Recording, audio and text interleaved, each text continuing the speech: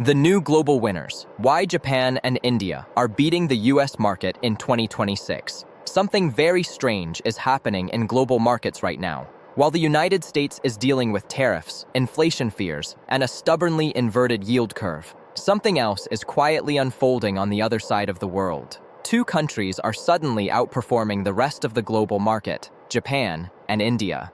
Japan's stock market just surged to record highs above 57,000 on the Nikkei after a massive political victory for its ruling party. Meanwhile, in India, analysts are issuing aggressive buy ratings on companies like Max Financial and Delhivery, predicting double-digit upside of 18% to 35% in the months ahead. And while investors in the United States are worried about tariffs, interest rates, and slowing growth, global capital may already be rotating quietly, strategically, into Asia. So today, we're asking a very important question. Are Japan and India becoming the new global winners of the financial system? Because if they are, then diversification is no longer optional. It's survival.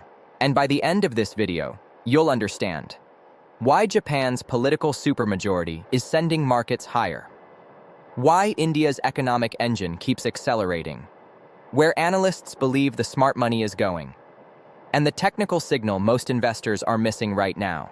Stay with me until the end. Because the global financial map may be changing right in front of us. The global market shift. For decades, the United States dominated global markets. The S&P 500, the NASDAQ, Silicon Valley, Wall Street. If you wanted growth, you bought America. But the world of 2026 is very different. Today, investors face rising global tariffs, inflation that refuses to disappear, government debt at historic highs, and a yield curve that keeps flashing warning signals. These issues are creating uncertainty in the US market.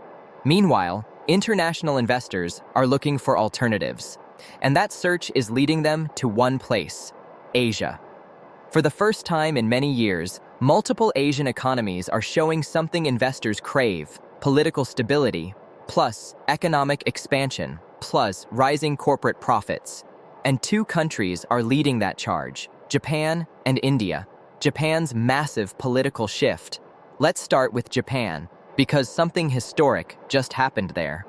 In February 2026, Japanese voters delivered a landslide victory to Prime Minister Sanai Takaichi's Liberal Democratic Party, giving the government a powerful two-thirds parliamentary supermajority.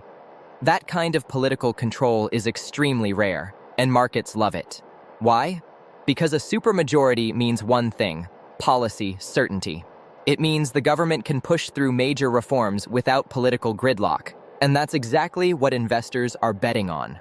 Immediately after the election, Japan's Nikkei index surged above 57,000, hitting new records as investors rushed into Japanese equities. Some analysts are already calling this the Takaichi trade, a new wave of investment based on expectations of economic expansion.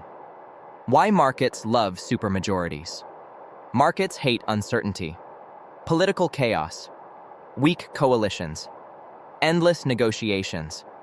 But a supermajority eliminates those problems.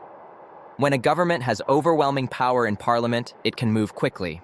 That means faster fiscal spending, industrial policy support, infrastructure investment, corporate tax incentives, military spending expansion, and strategic technology investments. And Japan is preparing to do exactly that. Some economists believe the government could launch large-scale fiscal expansion designed to revive Japan's economy after decades of stagnation. Think about what that means: more spending, more liquidity, more stimulus. And historically, those three things push stock markets higher. The return of Japan? For decades, Japan was considered a slow-growth economy. After the asset bubble collapse in the 1990s, the country struggled with deflation, aging demographics, weak productivity. But in recent years, something changed. Corporate governance reforms improved shareholder returns. Companies began buying back shares. Foreign investors started coming back. And Japan's industrial sector became extremely important again, particularly in areas like robotics, semiconductors, advanced manufacturing, precision machinery. These industries are essential for the global technology supply chain, and with the rise of AI, robotics, and automation, Japan may be entering a new growth cycle. The yen effect. There's another reason Japanese stocks are attractive: the currency. A weaker yen makes Japanese exports cheaper globally. That benefits companies like Toyota, Sony, Mitsubishi, Hitachi.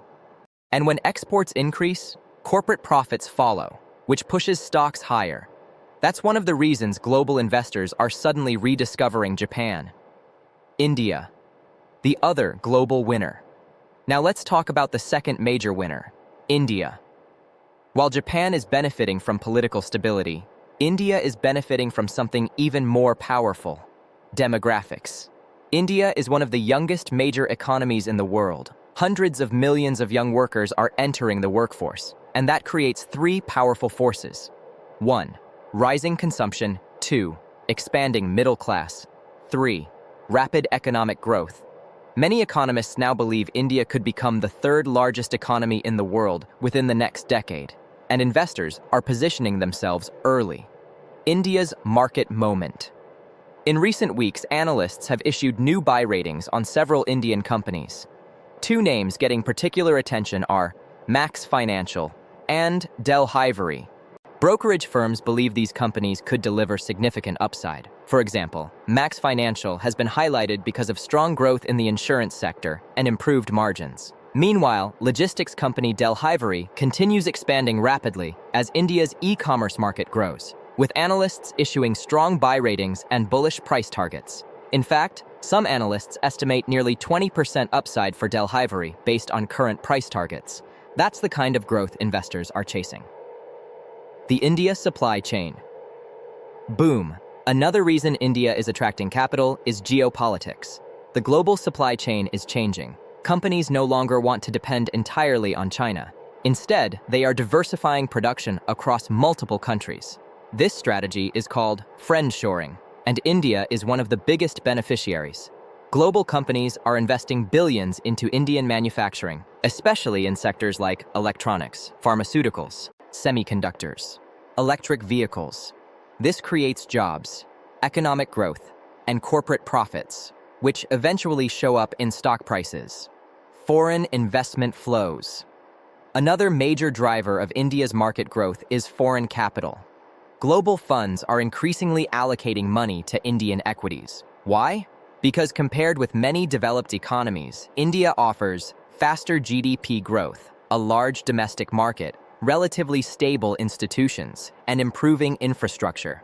Even large institutional investors like pension funds are increasing exposure to Indian markets. And when institutional money flows in, markets tend to rise. The technical signal most investors miss. Now let's look at something more technical, because there's a signal in the global bond market that many investors are ignoring: the US yield curve. Right now, the yield curve remains inverted. Historically, this is one of the most reliable indicators of economic slowdown. It means long-term interest rates are lower than short-term rates, which suggests investors expect weaker growth ahead. Meanwhile, in Asia, the situation is very different. China's central bank, the People's Bank of China, has maintained a relatively moderately loose monetary stance compared with the Federal Reserve. This means liquidity conditions across parts of Asia remain supportive for growth, and global capital tends to flow where monetary conditions are more favorable. The diversification era. For many investors, the biggest lesson of 2026 is this: diversification is no longer optional. For years, many portfolios were heavily concentrated in US tech stocks, and that worked extremely well. But the global financial system is changing. Geopolitics is changing. Supply chains are changing. Economic power is shifting. And when these shifts happen, capital follows. Today, that capital is increasingly flowing toward Asia. The global capital rotation. Historically, global capital rotates in cycles. Sometimes money flows into emerging markets, sometimes into developed markets, sometimes into commodities, sometimes into technology. But right now, we may be witnessing a new global capital rotation from US mega-cap dominance to international diversification. And the early winners appear to be Japan, India, and possibly parts of Southeast Asia. Risks investors should not ignore. Of course, nothing in markets is guaranteed. Japan still faces long-term challenges, including aging demographics and high public debt. India faces infrastructure challenges and regulatory complexity. And global geopolitics could always disrupt markets. But investors who ignore these markets entirely may be missing one of the biggest shifts in global finance. What smart money is watching? Institutional investors are watching several key indicators. Foreign capital flows into Asian equities, currency stability in Japan and India, government fiscal policies, global supply chain relocation. If these trends continue, the next decade of market leadership may look very different from the last one. Final thought. The world of investing is changing, slowly, quietly, but dramatically. For decades, the US dominated global markets, but now new challengers are emerging. Japan with political stability and industrial strength, India with demographic growth and economic momentum. And as global investors search for the next opportunities, they may increasingly look east because the biggest winners of the next decade may not be where most investors are currently looking. But now I want to hear from you. Do you think Japan and India will outperform global markets? Or will the United States remain the dominant financial power? Tell me in the comments.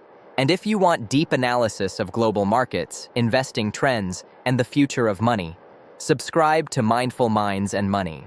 Because in the coming years, understanding the global economy may be the most valuable investment skill of all. And remember, the biggest financial opportunities usually appear where the crowd isn't looking yet. Stay awake, stay aware. I'm Felix. See you next time.